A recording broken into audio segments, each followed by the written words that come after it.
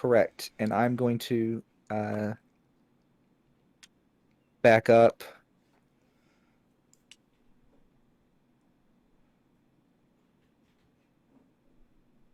Going to back over here. So next to this one. And next to this one that's clawing at Orson already? Right, yes. And who's next? It's Evie. How much movement does it cost to stand up? Half your movement. Half. Okay. Okay, so she's going to stand up. Okay. She is going to use her bonus action to disengage to move here to protect her brother. I'm sorry, I knocked your familiar over here. It's fine. I'll deal with it. Okay. Oh. Okay. And then she's going to hold knives on this skeleton that's attacking her brother. Very good. So she's going to make an attack. That's 24 to hit. That'll hit. Okay, so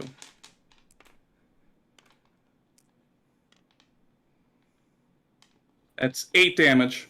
8 damage. That's enough. So you scatter the pieces of them to the dirt. And as you do, I mean, it's not blown apart like the one that just enjoyed Air's radiant light.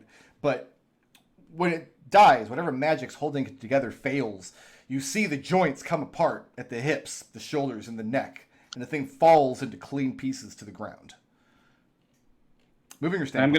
I'm gonna stay here. I'm gonna tell Orson, get away, and I'm going to send my familiar inside to warn. I'm gonna say, Daedalus, warn Father. Okay. I'm just gonna send the familiar inside to let Nigel know that something is going wrong outside. I mean, up until a couple days ago, he just left his gun in an unlocked cabinet. So. Okay, tell someone. Maybe Cormac would be the right person to call, but Who's next? Get help, basically. And I'm just gonna protect my brother. Okay. Who's up no next? consequences to be had about that. That was Evie, so now it's Victor. So Victor is going to stand up. Okay, it's half movement. Each of these squares is what, 5 feet? 5 feet. So can I attack the skeleton that's in front of me and then disengage and move with my bonus action? Yeah, absolutely. Okay, so we're going to do that. So I'm going to lash out at this guy and then GTFO. Very good.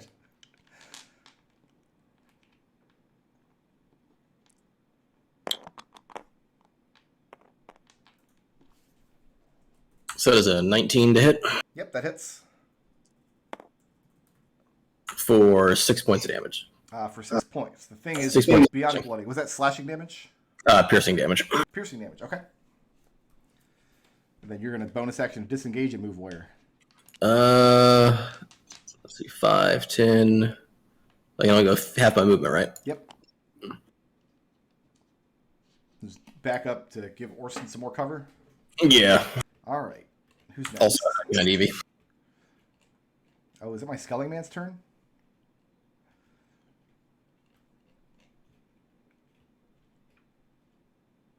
Yeah, Denny has not had a chance to stand up yet.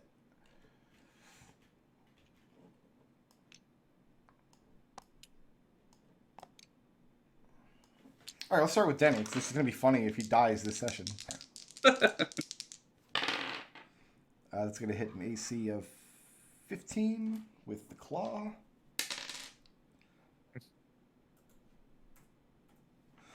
Second claw is going to hit an AC of 15.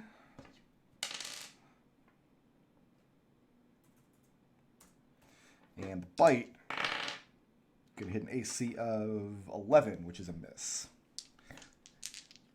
Ekon, Denny is not looking in good shape. He's laying on the ground next to you. He's cursing and he's scrabbling around in the dust trying to find his feet. And this skeleton is just giving him no purchase. He just barely managed to get his pry bar up in between the thing's teeth. And you've got problems of your own, my friend. I have a 20 to hit you.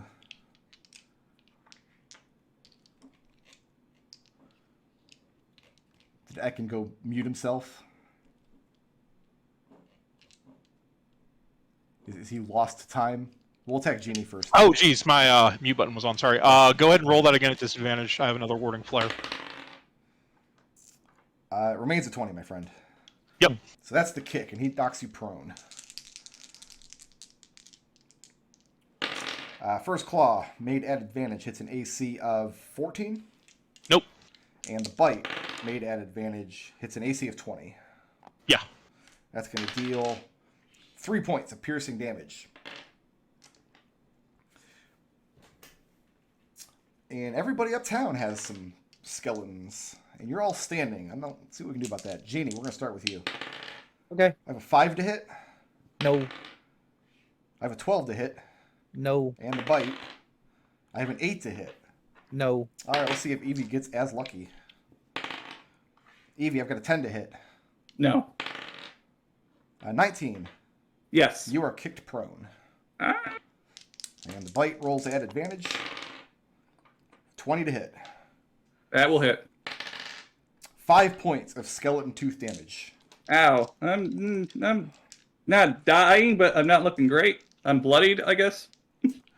Bloodied is half your hit points or lower. That's Yeah, I'm there. Is that codified terminology in 5e, or did I pick that up? No, it's from 4E. Yeah. Victor, I have an 18 to hit. Yes. You are kicked prone, my friend. First claw made at advantage is a 22 to hit. Oh, God. That would be a hit. For 4 points of skeleton fingernail damage. I am bloodied. And the bite made at advantage. That's a 22 to hit. Okay. For 5 points of skeleton tooth damage. I'm not looking too good here. These skeletons definitely have an attack plan. They kick you to the ground and then they try to tear you apart with their hands and their fangs. The good news is almost all of them are bloodied because of that hilarious radiance. That's going to bring us to Orson. Orson's going to use half his movement to stand up and kick this, what is it, an owl off of him? It's a hawk. It's just hovering over him right now. Or And he circling runs above him. back towards, I guess you guys must have come out, because this will be like the main door of the manor, and this would be like a servant's entrance, maybe? Leading into the kitchens, or... I haven't actually seen the inside layout yet. Anyway, he tries to run back to the house. And then Denny finally stands up. Denny is also not in great shape. And he's just going to start swinging his pry bar at this skeleton in front of him.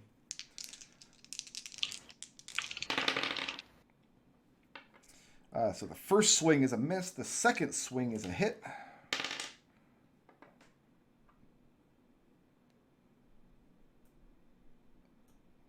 For 9 points. And roll a d8. No, d6. Yeah, that makes more sense.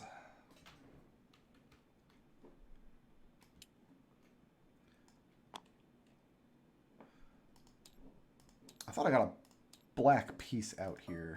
There we go.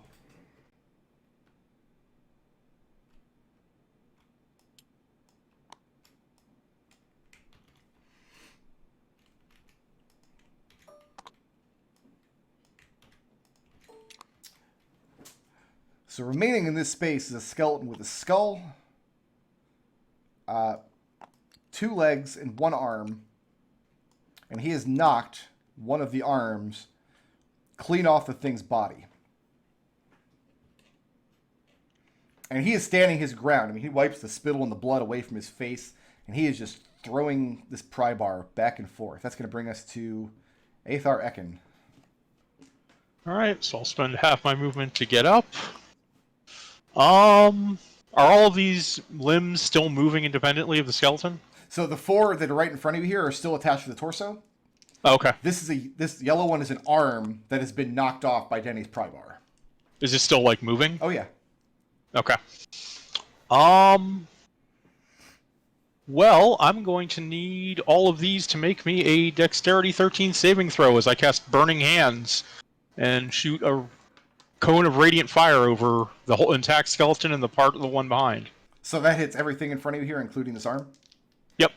So it's 1, 2, 3, 4, 5. 15-foot cone. 6 saving throws. Actually, I think even if the pieces of it all make their saving throw, the Burning Hands will probably still kill it, because it's still working on 1 HP pool. And I'm looking for, what am I DC? 13 on dexterity. I've got 1 save, and I'll let you pick what saved. Let's go with that lone arm. Okay. So let's see, that's 3d6. There we go. So go ahead and enjoy 11 fire damage. Okay. What's left after that? So what happens is the skeleton, the intact skeleton in front of you took 11 damage, and it's now bloodied. And each of the individual pieces attached to the torso next to you each took 11 damage, so that skeleton is long dead. Okay. The arm passed the save, and the Burning Hands doesn't do half damage.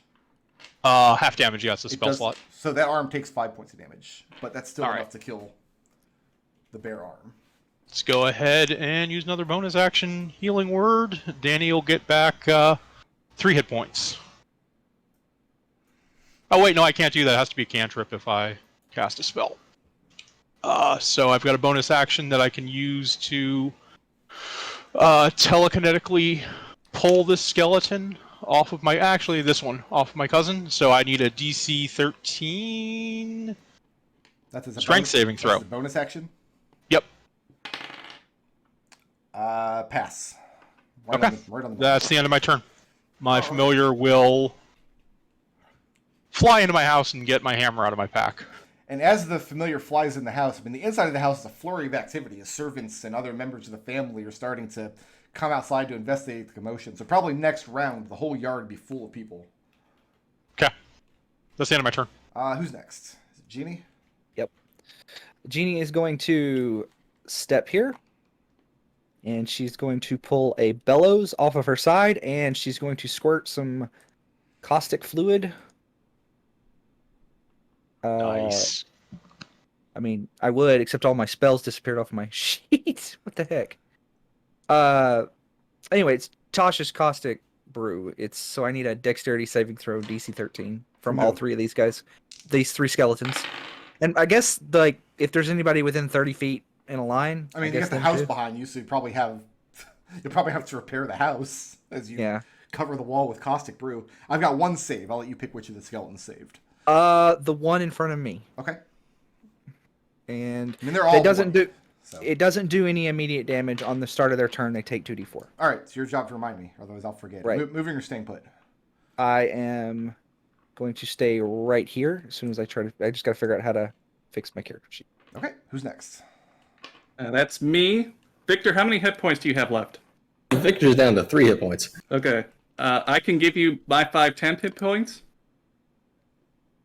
So that you don't die. Do you want them? Sure. Okay. So Evie's gonna stand up, disengage. She's gonna actually. Okay, maybe I shouldn't step back. I don't want Victor to take this much heat by himself. But I will use my 5. I will give 5 temporary hit points to Victor. Like, Okay. Victor, get it together. We need you. As he's Yes, being engaged sir. by skeletons. Ah. And do I want to? I don't want to move. I'll stand my ground. All right, who's next? I think it's Victor, right? Victor. All right, so you got some temp HP, laying face down in the dirt. That's the problem with Lock Sprite, is you always lay face down. Yeah, it's okay. I jump up, and then so I would like to sneak attack the one that is engaged with Evie, and then use a bonus action to dodge. If that's okay. I don't think you can use your bonus action to dodge. Yeah, bonus dodges. Monk can do it by spending key points, but you're it's what is it for a rogue? You can dash, disengage, or use an item? hide. Oh Or yeah. hide. No, Use an item Yeah. is a higher level thing you can do. okay, yeah. So I'm going to attack and then disengage. Edmont's not here this week, otherwise he would definitely be bonus point, bonus dodging. But yeah, you can sneak attack either of these guys. They're both within 5 feet of Evie. You don't have disadvantage on the roll. Can I? Is there any way I can tell which one's more bloody than the other? They're both bloodied. They're both real bad shape. All right, I'm going to sneak attack the one that is in front of me. Okay.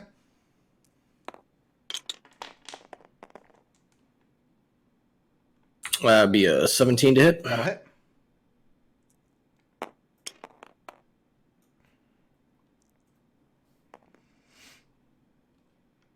So it'd be a 3 and a 4. And that's enough. Okay. And the same thing, when you kill this one, the magics holding it together fall apart, but they falls apart at the seams, at its neck and its shoulders and its hips. It clatters all together to the ground.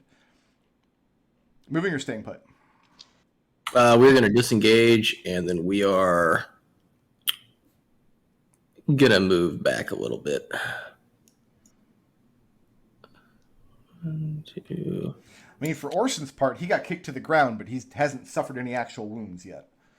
So he looks to have gotten unscathed so far. All right, and who's next? Oh, my Skelly. Caustic Brew with Skellies on deck. Oh, Right, yes, Caustic Skellies. Brew. So I need another... I think it's just this one. No, you got both of them, didn't you? Well, yeah, but It the takes- one standing next to okay. Genie passed the save. Okay. Yeah. Sorry, since So this one takes 7 points. 7 points. That's enough. Okay. 2 Skelly Mans remain. And this one doesn't have the luxury of falling apart because, I mean, it's this Caustic Brew is kind of evaporating it into the air. And it clatters to the ground. But my 2 Skelly Mans are still standing. And they both still have all their parts. Ekon, I've got a 16 to hit. I don't think I have my shield right now, do I? I mean, you didn't say you didn't have it. I'm Okay. assume you had all of your... Sure. I Yeah, think no, you it did was that. obviously where my... That misses then. Okay. That misses? Okay. Yeah. I've got an 11 to hit. Nope. And the bite's coming in hot at a 13. Nope. All right, Genie. I have a 13 to hit, No. a 12 to hit, No. and the bite coming in at a 17. That hits. Congratulations. It's going to be 4 points of biting damage. As you get slightly nommed on by a bloodied Skelling Man. And they are... Oh, no. They look perfectly happy just to sit here and fight the two of you for now. And that's going to bring us back to, I think, Orson. Orson with the other guy on deck.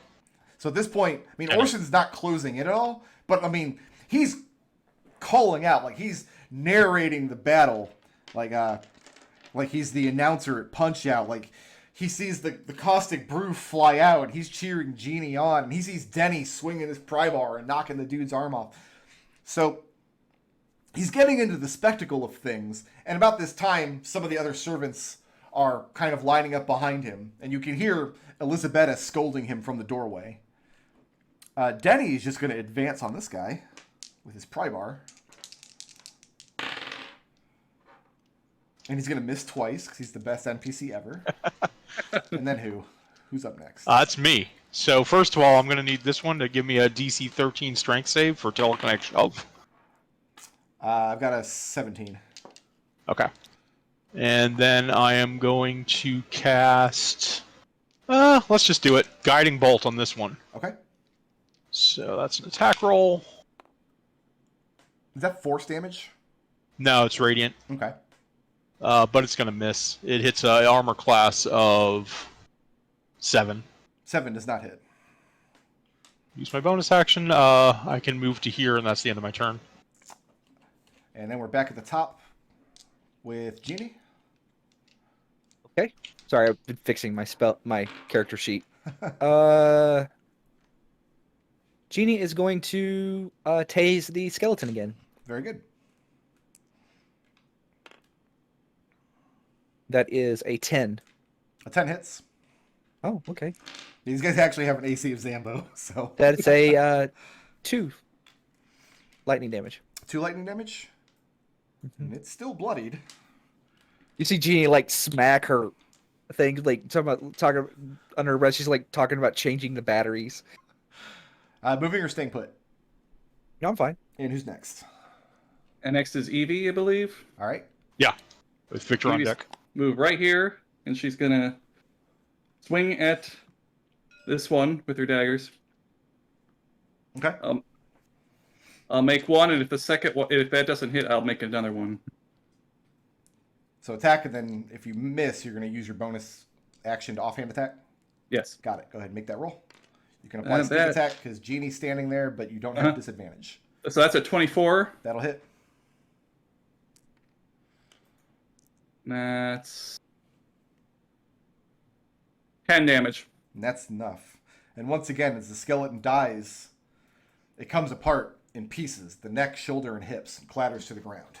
Yeah. And I don't think I have clear line of sight to this other one to throw another dagger at it, do I? You do. Oh, okay. Yeah, I guess I'll use my other bonus action to throw another dagger at it. Why not? Okay. No reason to pull a few more points of damage onto it. Offhand attack applies your ability score, but not your proficiency to the roll. Is that No, correct? other way around, I Other way think. around. So this been is a while. only gonna. Okay, so that's a 19. Did you apply your ability?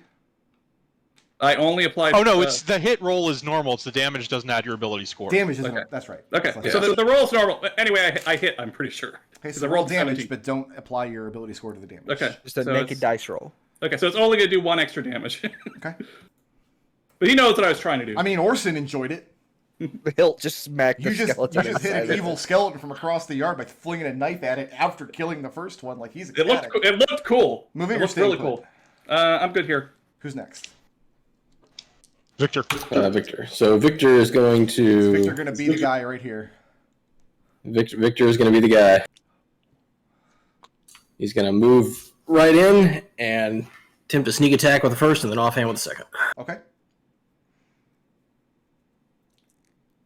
Oh, I thought Victor was going to be short bow, man. So that would be a 19 to hit on the first one. That'll hit.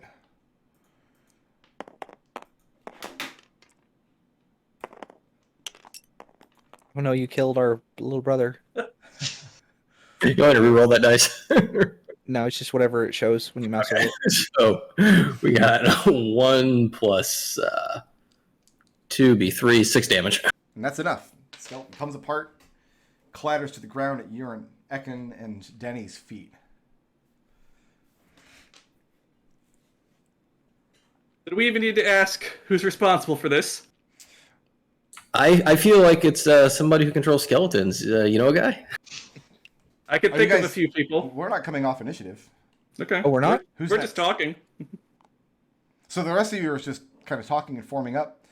Okay, well, we'll come off initiative then. But Ekon, as you guys turn to leave, and you see that Ruby and Cormac and Nigel are coming out of the house. Nigel's holding a full plate of eggs and ham and a fork in the other hand. But as you turn to leave, Denny grabs you and spins you around, puts his fist in your face, tells him that if you ever presume to give him an order again, he's going to shorten you by a few teeth. He punched Ekon? No, he threatened to. He grabbed him and spun him around and put his fist in his face. At which point he hears Ruby call from the house for an explanation. And he stands down. Ekon will immediately gather himself up, not even paying any attention to Denny like he's beneath him. Walk over to Ruby and tell her what happened. You just had Make to. I'm going to call that a wisdom intimidation. Sure. Nope. 7. Okay. 'Cause that's exactly the kind of thing that would get under Denny's skin. I just want to see if he rises to it. So what explanation do you give in the first 5 or 6 seconds before Denny stomps up next to you and starts bellowing something? Someone tried to deliver a large crate of animate skeletons that almost killed us. And I mean, right behind Denny is the second unopened crate as of yet.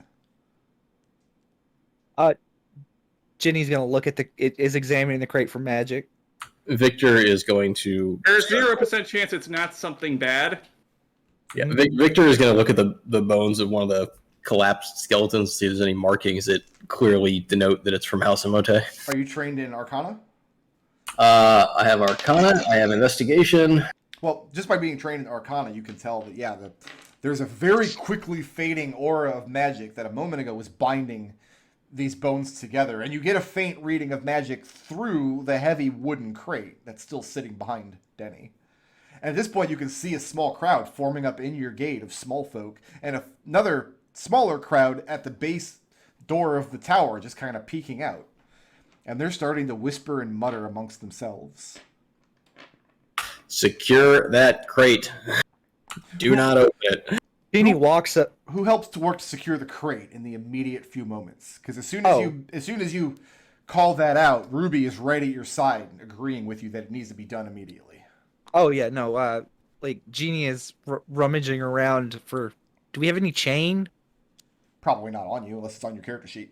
No, I mean like. There might just be give me some the- in this building. Like there's some on the grounds for sure. Yeah. Okay, Yeah, I'll bring no. some over. Yeah, we're securing it with chain and whatever, securing it shut. Ruby calls out, "Evie, get those Yes? gates closed." And she points as the crowd at the gate kind of just Show's over, folks. rubbernecking. Nothing to see here, and she's pulling the gates closed. Okay. What's your passive perception as you're closing the gate? My passive perception. Give it to me with a -5 because you've got the rumble of the gate to hear over. Okay. With a -5, it's 9. Okay. So you draw the gate closed, and there are some audible moans on the other side as the show comes to an end. So Jeannie and Denny are securing this crate and doing what with it? I mean, leave it on the cart for now, don't we? Well, no, the cart's gone. The guy unloaded Oh. it from the cart, dumped it in the yard. That's the noise you heard while you were eating, where the crate's being dumped onto your path. I mean, Dump it into the forge here? I could dump it. I could dump acid on it. That would be an excellent way to open the crate and have skeletons spring out of it. They would all be covered in acid. Maybe one of them would. Ruby instructs you guys just drag it off to a safe place for now. Do we have any like building materials or like? Oh yeah, absolutely. I mean, you guys just finished construction on the grounds. There's all kinds of So materials. I'm gonna get Denny to help me drag it off to the side, and we're gonna like put it in a corner, and I'm gonna have him just Draw stack me on the map rocks where onto- you're putting it. Uh, Is it safe to assume, Saul, that this fence actually goes up to this house in the corner? Yeah, here? it's open. I imagine there's a gate there. Okay, gotcha. no, we want it. We don't want it like off of the corner. Like this is not out of sight, out of mind. I'm just gonna put it. We're just gonna put it at the base of the tower. Okay. And you get a chain around it. It's difficult work, but Denny's doing most of the physical labor as you drag it aside. And after that, I mean, he's wiped some of the blood out from a gash above his eye. And Come here. kicks the Fair ground. He I'm going. swats your hand away. Curses under his breath. He turns away from you and stomps back. I'm to gonna the punch house. him in the back of his head. You know when we roll initiative again? Yeah, I guess.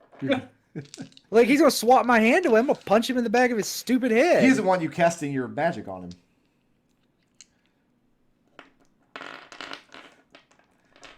So you punch him in the back of the head? Yeah, I guess. And at that, he spins around with his fist out, and Ruby calls out, "That's enough from both of you." Ekon lets go of the holy symbol he was about to use to invoke a command spell. Says, "Even if you were children, you're Veritas children, and you will compose yourself as such." And at that, she looks at the grounds. Who is the most injured? Victor? Yeah, Victor's down to 3 with 5 temp. The Eevee is at 8. Okay, then she steps forward to the two of you. Let's get inside and get those wounds bound up. Which leaves Jeannie and Ekon in the yard. So she calls Orson over and has the three of you clear these bones away. Eevee gives Denny the side eye before walking away. She had her hand on the hilt of one of her knives when they were about to throw down, but she's walking away now. Is there anything special religious-wise I would know to be doing with these? I mean, they're just anonymous bones laying on the ground. Right. I mean, like either in terms of dealing with the undead or in terms of dealing with the remains of a human. I'll leave that entirely up to you. Okay. You have no Yeah, idea. Ekon will You have no way to Ekon will identify take these charge, people. but he doesn't actually have any special knowledge here. He'll just get He a just- large brocade sack and start putting them in there. And as you do, you just can't get Aethar Pladden's words out of your head about how all you do is stand in front of people and read from a book and pretend like you know what you're doing. For some reason, it's just gnawing at you right now. On the other hand, you did, like, destroy some of these, like, 9 of them with sunlight. So you're doing something right. Are we just throwing the bones into the furnace? No, we should keep them as evidence. Keep them sealed so that they do not reanimate and kill us. So over the course of the day, everybody go ahead and take the benefits of a short rest over the course of the next couple So hours. we get our house spellcasting charges back on short rests, so I can pop a cure. And after the hour, Denny has cooled off enough that he'll let somebody heal him if they want. Oh, he missed that. Screw him. I believe Victor, you're the most injured, so why don't you go ahead and get back This is our first, 5 hit points? this is our first short rest of the campaign. Yes. So as part of your short rest, you guys, do you understand how to spend hit dice? Right now you have 3 hit dice. Yes. And during a short or long rest, you can spend those to roll them and get hit points back. That's what I'm going to do. And do we have to decide how many we're going to roll up front, or can we roll them as we need You them? can roll them as you need them. Okay. And remember, you add your con bonus to the... Yeah, it's the roll Healing. plus your constitution bonus. Or minus your constitution bonus, as the case may be. You think we have a con bonus? I do. Don't Me you? too. I think you're the only one that took the... I got an 11 con. That's still +0. Yeah, and did you get the 5 hit points from the healing word? Okay. Yeah, so I got that, and then the 7 for that 1 hit dice. So 2 orders come down from Nigel. Nigel's basic reaction to the melee in his yard was similar to Orson's. He was excited at the spectacle. He was a little upset that he arrived too late and holding eggs instead of a weapon. He thought you all fought valiantly and did well by the Veritas name. He would have expected no less. But, he says, Ruby thinks it best if nobody leaves the grounds for today, and that if everybody would come to table tonight for the evening meal. Nigel is wording this as a request, but you all have enough experience with Nigel and Ruby's relationship at this point to realize that Ruby probably did not phrase it as such. So the next question is anybody defying Ruby today and leaving the grounds or not showing up to dinner? No? No? Okay. Nope. No. Valerie is not at table tonight. Everybody else is. And it's not the first time you've had the whole family at the big table for your evening meal, but it happens less and less frequently. You probably did it once when you guys all arrived. You probably did it again after the main construction was finished as a celebration. There's probably going to be a dinner party or something in the near future as you guys get more and more established. But it's not common for everybody to be at table at one time. Although tonight it is. And the talk is all about the melee. I bet Valerie sold us out. Ruby responds and says, I had word from him today, actually. Yes, and how is he enjoying the rabbits? He says that the crates arrived on a merchant ship. Apparently somebody in the household, placed an order for skeletal servants from South Warren. She scans around the table back and forth. That was what was on the shipping manifest anyway. Let's be honest. Do we actually believe that? And she shakes her head and says, no, of course not. But you know who will believe that? I can think of a few people, yes. So everyone What should we do? in Brennanine with eyes and ears and bad information about how we live in South Warren will believe that. So what do we want to do about it?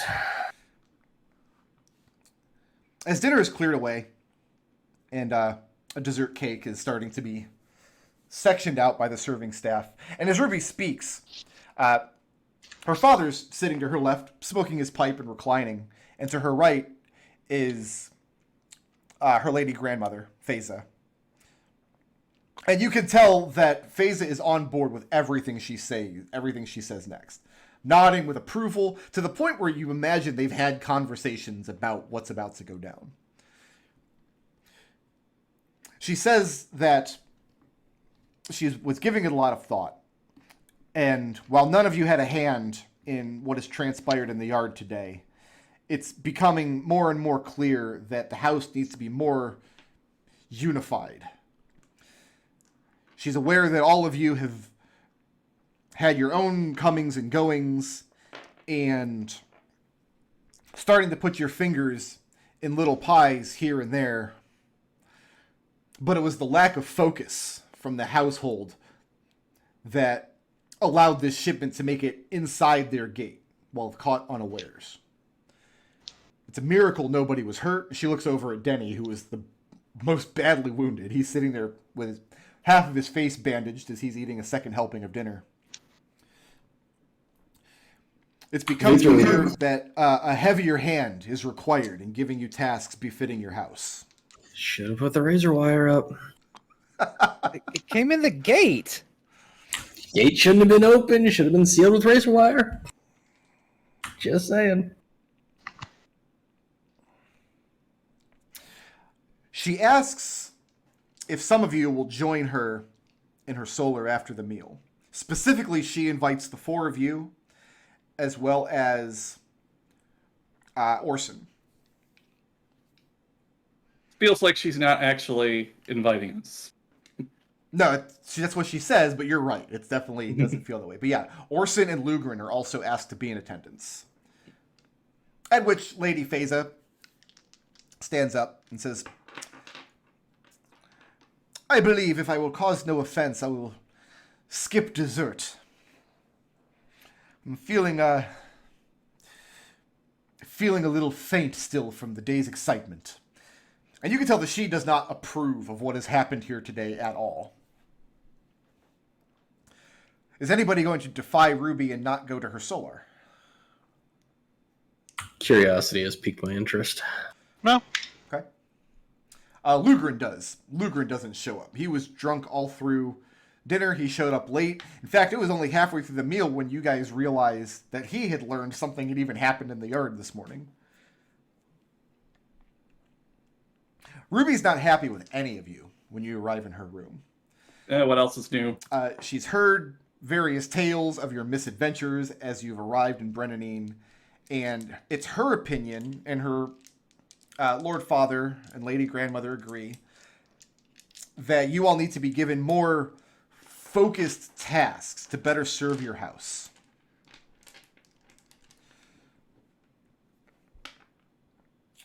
She has something for Lugrin, but Lugrin decided not to show up, so she'll deal with that later. She addresses Orson first.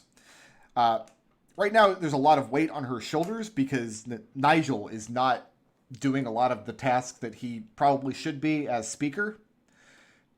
And it's because Vagary keeps dragging his eyes away from the task with more and more stories of adventure and expeditions and promising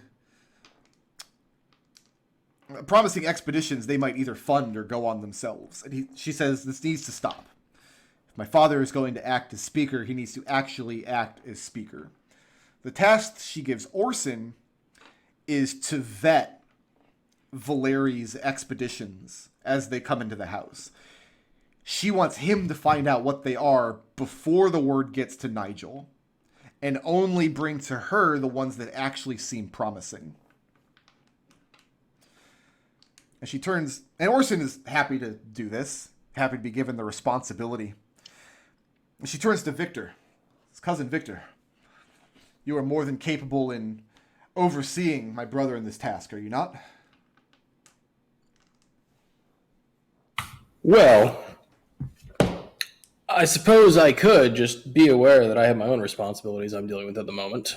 Your responsibilities Well, I appreciate- are secondary to the responsibilities of his house. Would you not agree? My responsibilities are trying to grandeur our house, and while I do appreciate your position, you are not to treat me like a child. Do you understand that? You're speaking to Ruby this way? Yeah, she's only 2 years older than me. Says, what's this I hear about you're getting involved in the Brennanine courts on behalf of House, what is it, Nutmeg? Are you referring to my ability to settle their land dispute as per the rules and guidelines of the Survey Guild? I thought you were a surveyor, not a lawyer. Exactly. I survey. That's all I do. So why am I hearing word that you're a barrister acting on behalf of House Nutmeg? I got it right, yes? This house of... This small house of oranges? Well, I imagine the reason you hear about this is the same reason that you hear that we're hiring out to skeletal servants.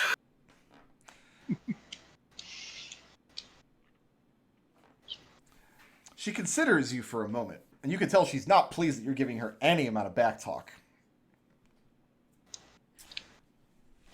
And she says, very well. Orson, you're old enough to see to this task. You can... if you need guidance or experience of the sort that I thought Victor had, you can seek it from Valerie instead. And she looks back and says, Victor, you're dismissed. I just kind of shrug, stand up, and kind of pat Orson on the shoulder as I walk and say, if you need any help, come talk to me. And Orson is beaming with pride at being given this job. Then she looks at Ekon. Says, these dealings in the temple will stop. Our yard is not an open place of worship. We cannot have small folk from various neighborhoods coming in to say their morning prayers at the expense of our own security. You would agree with this, yes? Didn't realize security was going to be that much of an issue. It might be danger to everyone. I think you might be right. Your parents sent you with us on this journey because they were afraid that you were too inclined to practice Brennanine's version of Etherine worship, which in South Warren would seem queer and far away. But we can use this to our advantage. I want regular reports on contacts that you're making at the cathedral. She said, I know that your brother Edmont was sent here to keep an eye on you, but I don't think you need a babysitter.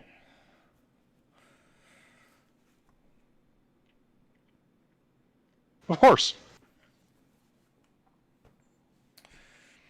So we can begin with this Platin, the one you've been serving. What do we know of him? He's just basically a few days away from retirement. He's running out the clock.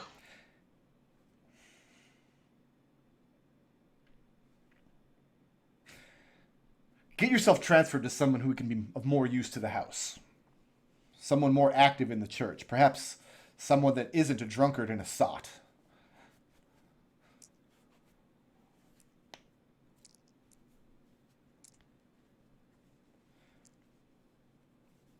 Does Ekon have a response for that? He just nods. Okay. If they ask that your tasks keep you at the cathedral more often, this is a sacrifice we could make. We enjoy your company, cousin, but it is not a requirement that you hold service here in our own tower. What she's saying is, if the cathedral wants you full-time, they can have you. Yeah. You two, she turns to the twins.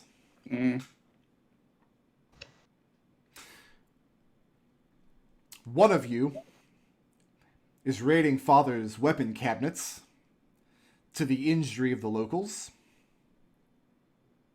Oh. And the other one is engaging in nighttime trysts far away from the... on the faraway shore of the lake, which are only reaching my ears now. That was a scandalous rumor. She holds up and her nothing hand like more. she doesn't want to hear it. I do not see how my affairs are any of your business. You don't? Not my personal affairs. Does Evie not really understand that, or is she just saying that to get a rise out of Ruby? Probably more the latter. Like, who she has relationships with is none of Ruby's business. That's wrong though. It actually is very much Ruby's business, and Evie would Not know from this. Evie. Evie doesn't care. So Evie knows that it's her business, but she doesn't care. Yes. Okay, then you're not gonna like what Ruby has to say next. Mm-hmm. She says she's been speaking with her lady grandmother, or our lady grandmother. You're her sister. She says that come spring of next year, our lady grandmother has designs on the social event of the season, something that would be spoken of for generations, where House Veritas can show their wealth and quality on the grand stage of Brennanine, with a double wedding of their twin daughters. That gives the two of you 8 or 9 months to find someone you consider suitable, but is not of too low birth as to bring insult.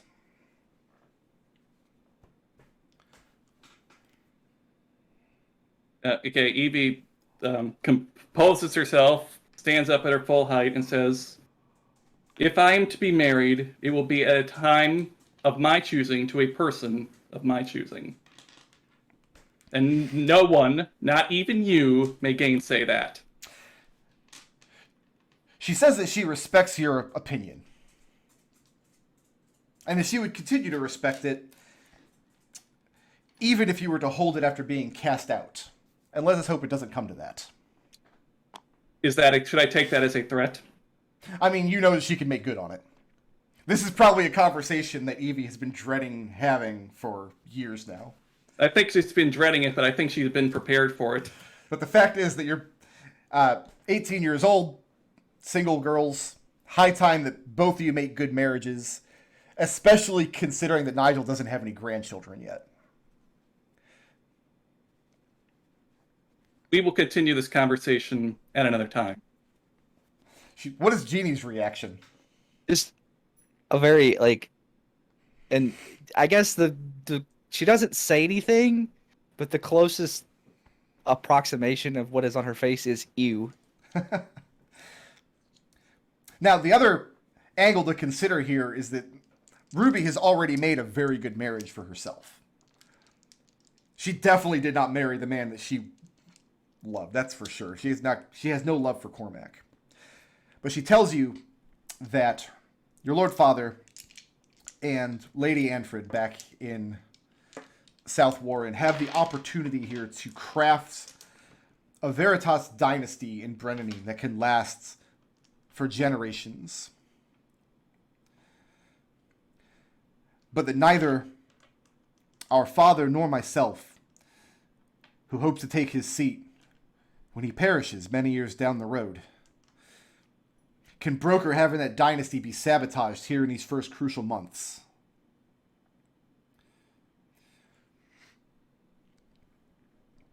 Orson seems excited at the prospect, at what he's been given.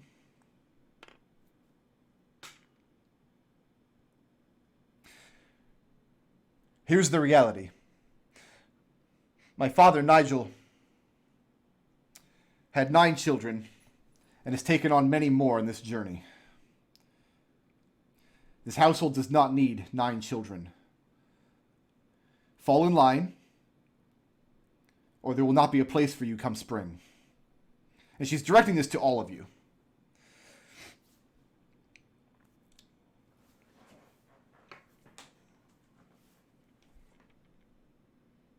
And she sits down in her chair. There comes a time when we must all take our bitter pills for the house. And it's high past time for all of you.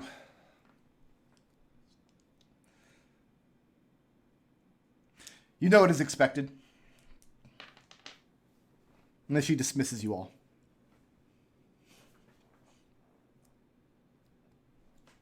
Evie leaves without saying anything else. And Ekon will bow politely and leave. Victor out in the hallway, a lot of sullen faces follow you out of the door after a few minutes. Evie's just going to go out here and get some air.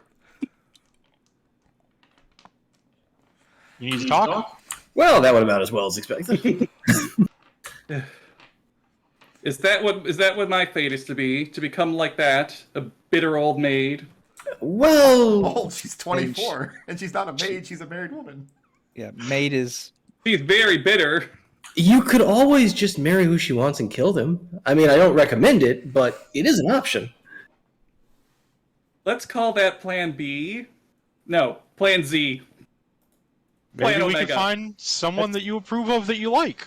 That's more of a plan H, maybe I. Yeah, the problem is you got to find somebody that she's gonna like too, and well, let's be honest, that's not gonna happen. The thing that she's mad at me about, I didn't even actually do. Doesn't matter. What was that? What? I was out of the room. What exactly did she say? I overheard mumbling, but that was about it. Somebody said that she kissed a girl and liked it. I mean, there's nothing wrong if you do. Oh, I agree. I didn't. Did you? Oh, No. She didn't. so She doesn't. She didn't, and she doesn't. okay, so you're as guilty as that as I am of going to court on behalf of people as somebody else is of getting skeleton warriors for us. Well, Is that that- basically what we stand? Well, you were maybe exaggerating your clout or your abilities when what you were doing. Is Orson here on the balcony with us? Oh yeah, he's following you guys out. So Orson, He looks up. any of these scavenger hunts that don't sound like they might be up to Nigel's, especially anything involving any sort of unsale relics, should probably bring them directly to us. He looks over at Victor, and so Victor, you've been on some of these expeditions before.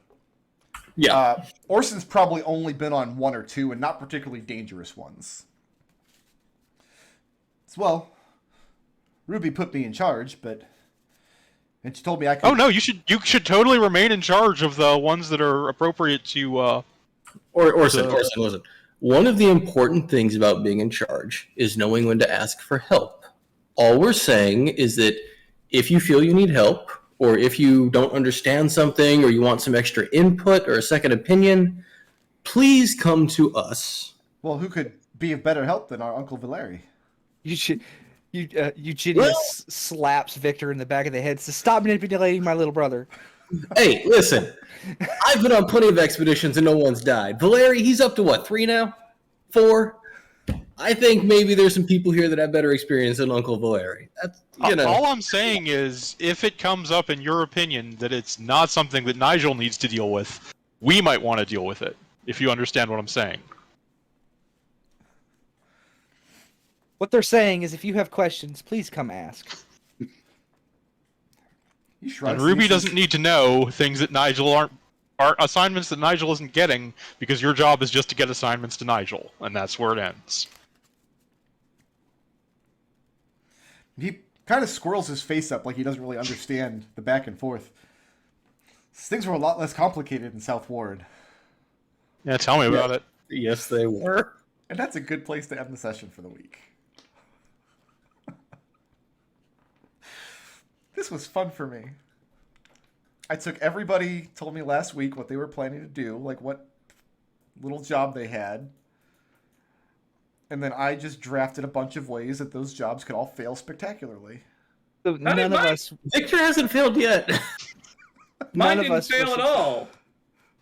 Someone just lied about me. Well, so the way that was supposed to go down was the Amberson girls were supposed to invite you guys to like a garden party at which one of them will have gotten their hands on like a repeating crossbow. And it was supposed to go that way. But then Genie immediately says, "Hey, want to see my gun?" And I'm like, okay, this is a lot better. I couldn't have planned that better myself. Treble doing my job for me over here. I do my best to make it easy on you. You know So me. yeah, while we were rolling up characters and talking about it, there was a lot of talk about how everybody was on board with the glory and honor of House Veritas, and now we're going to see who actually means it when the rubber hits the road. So let's get 2 of you married off, Uh-huh. and one of you sequestered off to the church. Roll 3d6 for the stats of our children. 2d6, they're children. The only person who I gave a fun job to is Victor, and he turned it down and threw it in her face. Edmont has a fun job when he gets back. His will be fun. Hey, Victor made the invitation that he'll still do the fun job. He's just gonna not let Ruby, distract from this other thing he's got going on. Those oranges are going to be the most important thing at their winter event. So I'm going to go dark for a few minutes while I count up a bunch of skeleton XP. If you guys want to take a few moments and talk about blips that are going to be awarded, I'll be back in 2 minutes. All right. Who was the most creative? I mean, the gun thing was pretty good. Yeah. I mean, but was it creative? That might go under intangibles. Yeah, I like that for intangible. Okay.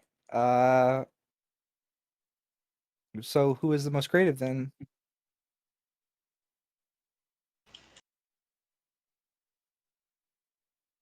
I will say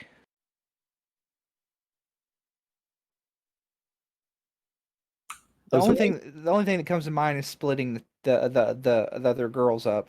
Like, hey, you take one, I'll take one, but Yeah. I don't want a second one. Well, that was your idea.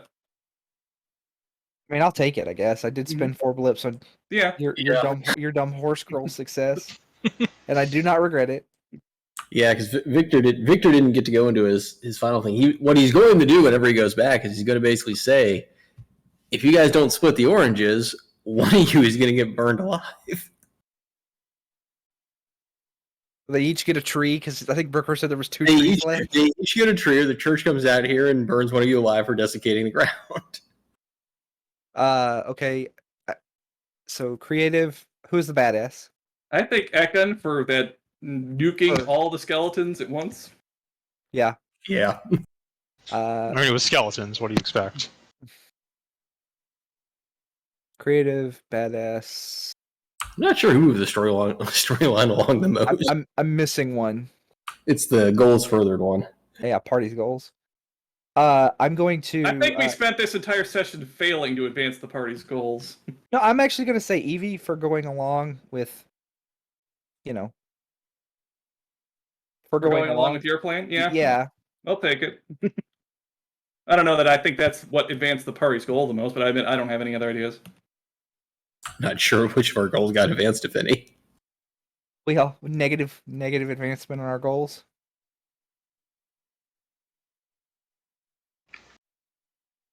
Is that all? Putting Think so. intangible on. I want to give intangible to Victor, actually, and the reason I want to give it to Victor is for telling the NPC in charge to go F herself. Sure. No, I actually do want to do that. Yeah, no, I agree. That was a agreeing sure. That's not going to bite him in the ass at all. He's just a cousin. He's just a cousin who's going to be homeless. I think Evie's going to be homeless. She's not planning to get married. She's probably making preparations to be gone this spring. I'm pretty sure we're all going to be homeless. Don't worry about it. This feels more like, getting put on a poor performance improvement plan. She's telling you what she wants you to do, but she's already decided that you're going to be gone in a few months.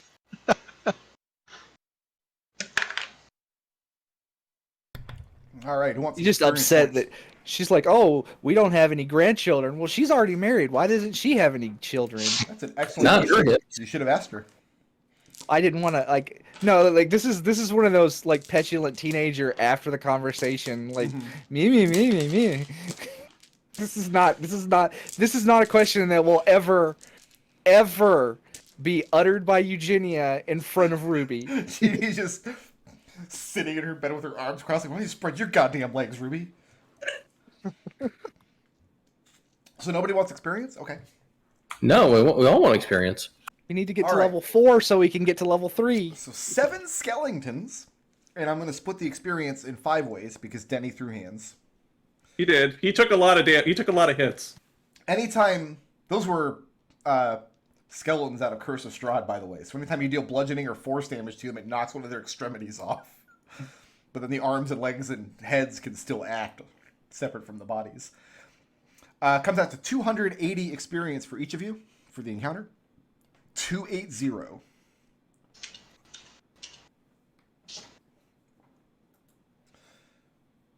And who wants to make a case for some blips? I can go. Genie. Okay, so I have my alignment. Mm-hmm. When in doubt, go with your gut. For my admittedly snap, for my snap decision to cover for, it seemed like the right thing to do because I'm like, well, this is my fault, so I'll cover for you. You know what? I had forgotten that Genie was chaotic neutral when you let your friend play with a gun. But I think it's completely appropriate now that I'm looking back at it. What would Nigel do for saying, hey, do you want to see my gun? And then when she wasn't impressed with my gun, going and getting an actual gun and letting my friend play with it. It's also very appropriate. And my flaw, don't worry about it. It's just a setback for running up on the shooting victim, casting cure wounds on him, standing up and going, "You're good." And then the video. What would Nigel do could also almost be a second flaw. All right, who's next? I can go next. Is it Evie? Yes. Okay. Chaotic good. If you mess with my family, you mess with me for protecting her little brother during the battle. Mm-hmm. Ideal. A chess master must always move her pieces to the position of greatest advantage for demanding compensation for going along with Genie's plan to separate the sisters. And flaw. I'm a genius. Oh no. For playing along with Genie's plan, which resulted in both a scandalous rumor about Evie forming and Genie's friend shooting someone. Oh no. Oh, no. Oh, that was a double oh no. So does Evie see herself as partially complicit that man got shot? No, not at all. No, that wasn't her fault.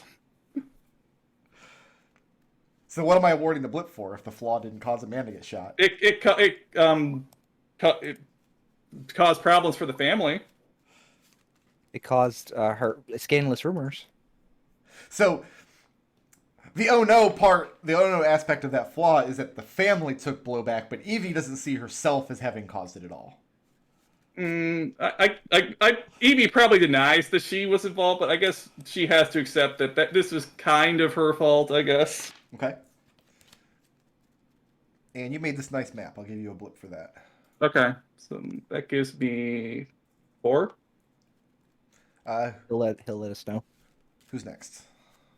So I guess Victor. So Victor, with his neutral ends justify the means, is trying to sort of maintain a balance during this dispute, which has not been fully resolved yet. Trying to keep the power sort of equal between the two without letting one side get in front of the other ones. In terms of the flaws, like easily distracted by a pretty face, his attempts to talk to and flirt with the twins and getting denied horribly. The sad fact is you would have been denied even if you had passed that check, just because. Doesn't mean you shouldn't try. For the ideals with seek the truth no matter the cost, I honestly feel like that still has to be resolved with the orange situation first. Trying to find out exactly what the cause of that fire was. Okay, so you're not claiming that one yet? I honestly don't think anything was really done this session to claim that one now. You didn't realize how big the problem was going to be.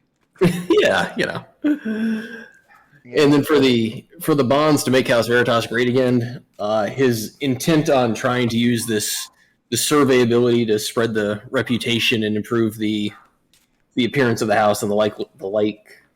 Well, I don't award blips for bonds. Okay, yeah, never mind then. Although, if you really want to make your house great, you know where I would start? Making Ruby happy? Yeah, when the matriarch asks you to do something, just friggin' do it.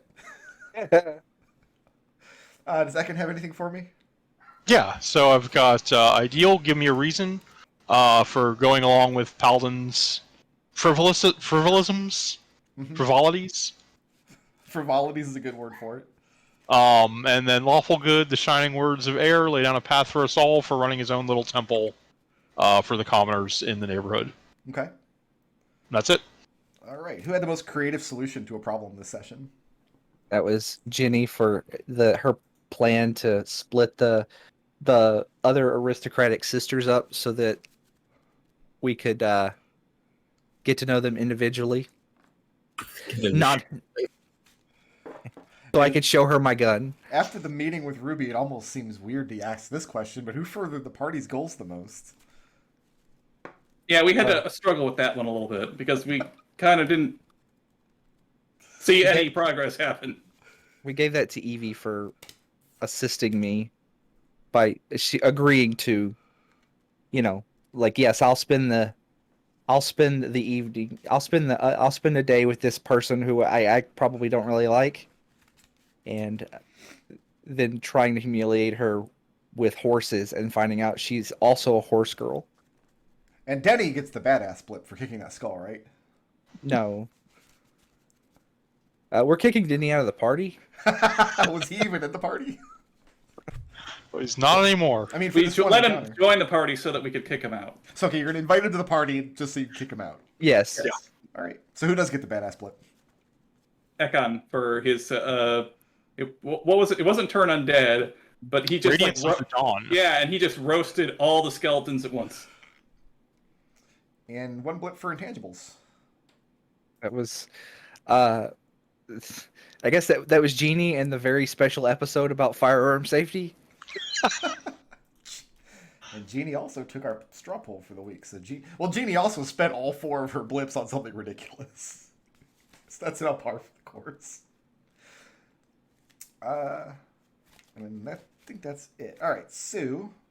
We're level 3 right now, yes? So blips are currently worth 60 if you feel like cashing them in. Ekon had 3 and earned 3. Do you want to come in next week with 6? Yep. All right. Evie had 4 and earned 5. So you have to roll over at least 3.